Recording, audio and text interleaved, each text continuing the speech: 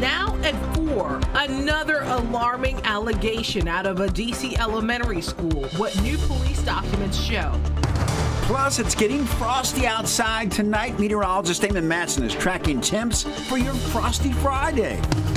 A growing number of residents in Fairfax County are opposed to the idea of a casino being built right here. Why Tyson's residents say it's a bad bet. I feel honored. I feel blessed. It's worth every late night. It's worth every early morning. Also, we introduce you to the D.C. educator taking home the Teacher of the Year.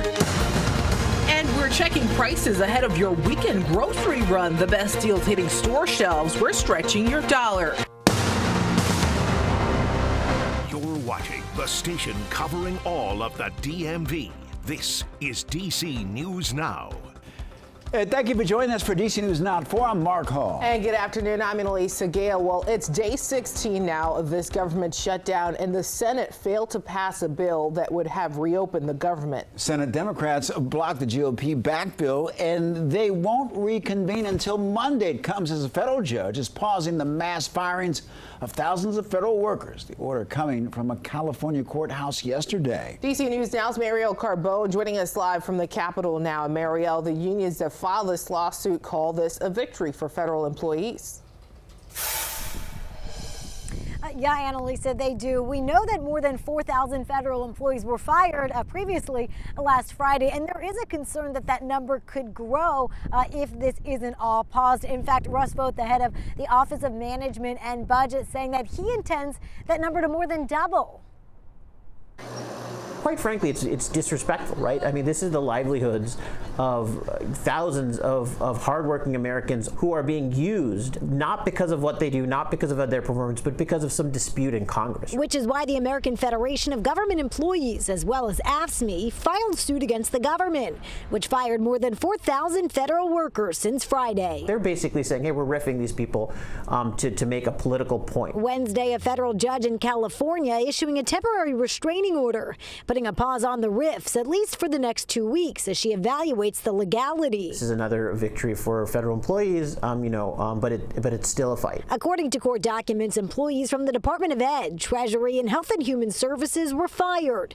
And Russ Vought, director of the Office of Management and Budget, estimating the firings could surpass 10,000 workers. This is purely a fear tactic by a very mean-spirited Russ Vought. Virginia Senator Mark Warner. And I've been with a lot of federal workers this week, and they are angry. They're pissed off, and they want us to hold firm, to push back. The Senate failing to reopen the government for a 10th time Thursday, as Democrats refuse to vote yes on a spending bill until extensions on expiring health care subsidies are included. These layoffs are an unfortunate consequence of the government shutdown. White House Press Secretary Caroline Leavitt criticizing the judge in this case. This is another far-left partisan judge who was smacked down by the Supreme Court in July for ruling on this exact same thing.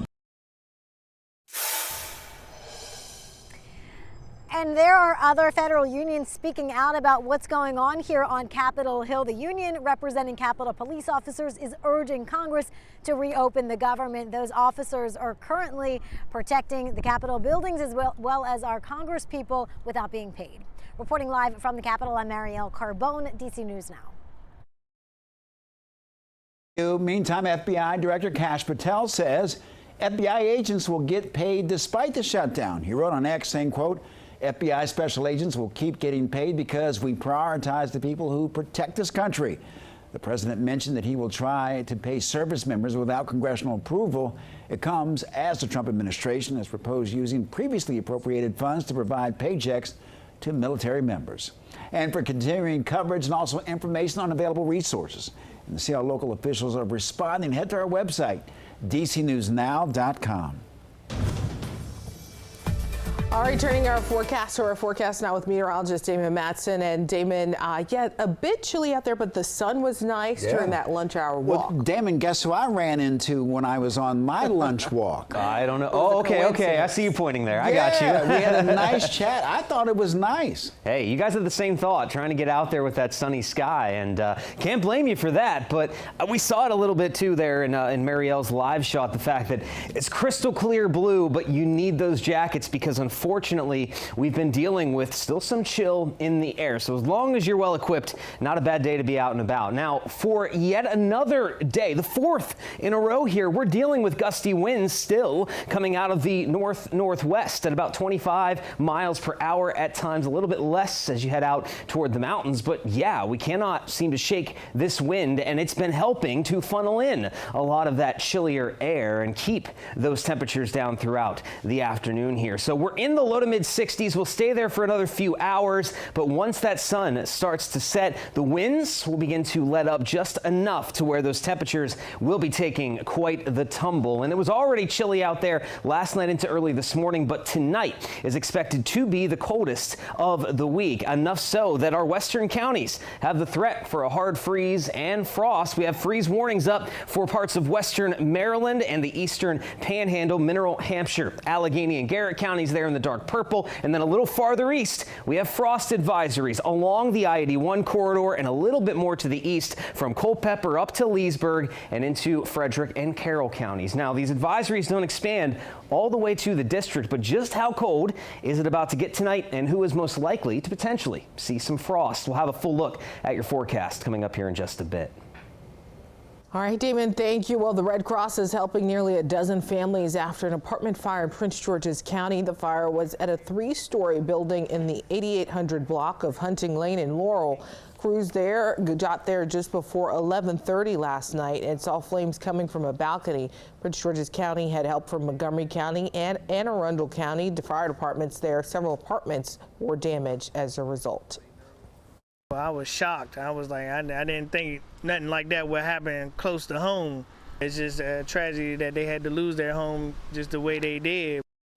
And officials say no one was injured in that fire. Right now, an investigation is underway.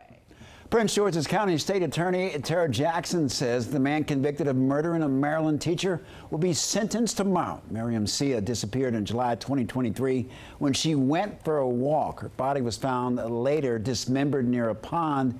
Celia taught at Dora Kennedy French Emerson School.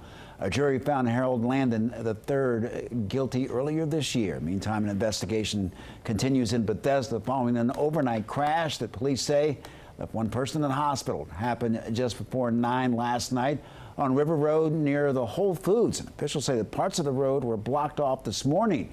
The crash involved a vehicle, a pedestrian. We're told that that person who was walking was taken to the hospital with serious injuries. The driver did stay on scene. So far, no charges have been filed. Well, the trial for a man accused of orchestrating the murder of his wife and another man has now been postponed in Virginia. Investigators say Brendan Banfield and the family's au pair worked together to carry out a double murder. The two are accused of having an affair prior to that investigation. Earlier this year, a grand jury indicting Banfield on 1 count of felony child abuse and neglect and 1 count of felony child cruelty. His trial was scheduled to start on Monday, but is now scheduled for January. New details this afternoon. More allegations of corporal punishment at a D.C. elementary school. Yeah, this all comes a week after D.C. News Now first reported on concerns from community members about other allegations of abuse at that school. And D.C. News Now's Randy Bassey joined us live at Boone Elementary in Southeast with more details. Randy, that's not the only concern they're hearing from the community this afternoon. Yes, right now we're tracking at least 2 allegations of corporal punishment here at Boone within the last month, in addition to other investigations that are underway that include sexual contact, unwanted sexual contact between staff, and now a break-in burglary at the school over the weekend. We have DC police reports for each of those incidents. The most recent allegation of corporal punishment coming from a student who said a staff member hit her while she sat in a chair last Tuesday, but a letter about the incident wasn't sent home to families here at Boone until 2 days ago, saying the staff member allegedly involved is on leave. It's the second allegation of corporal punishment since a new principal took over several weeks ago. At the end of September, a student accused a staff member of putting their hands behind their back and slamming them into a desk in the library. Most recently, a break-in here at the school over the weekend left a glass door smashed. All incidents that have community members and leaders asking what is happening at Boone Elementary. This is too many and too short of period of time. I want to make sure is that the students are safe. whether that is from an intruder from the outside or from an instructor or staff member here at the school. Our community must be assured that the students' safety is their first priority. Now, we did get a copy of that letter that went home to families at Boone Elementary this week from the principal, saying that student safety is, of course, paramount to the school and that they take all allegations of any kind of misconduct very seriously. We also tried to go into the school today to speak with the principal, Dr. Sonora Plenty. She was not available to speak with us. They told us she had gone home for the day. We also tried to get in touch this morning with DCPS Chancellor Louis Farabee at a DCPS event. He did not take any questions from reporters. In Southeast, I'm Randy Bass, DC News Now. All right, Randy, thank you. Developing now a popular site in the district could be getting renovations. The Hill reports that President Trump is making plans to add an arch near the Lincoln Memorial. They say that he spoke about the plans during a dinner for donors contributing to cover the cost of a planned White House ballroom. Everyone that passed this had said something was supposed to be built there. That's just do something for the city. I'm so proud of what we've done with crime. It's unclear how much this would cost or whether the city would need to approve or an announced timeline. In our schools, a big surprise for a DC teacher who's now Teacher of the Year. Christopher Alberts is a music teacher from the School Without Walls High School in Ward 2. He's also the director of the Performing Arts Department. Alberts had this to say about what this recognition means to him. It's worth every struggle. It's worth every late night. It's worth every early morning.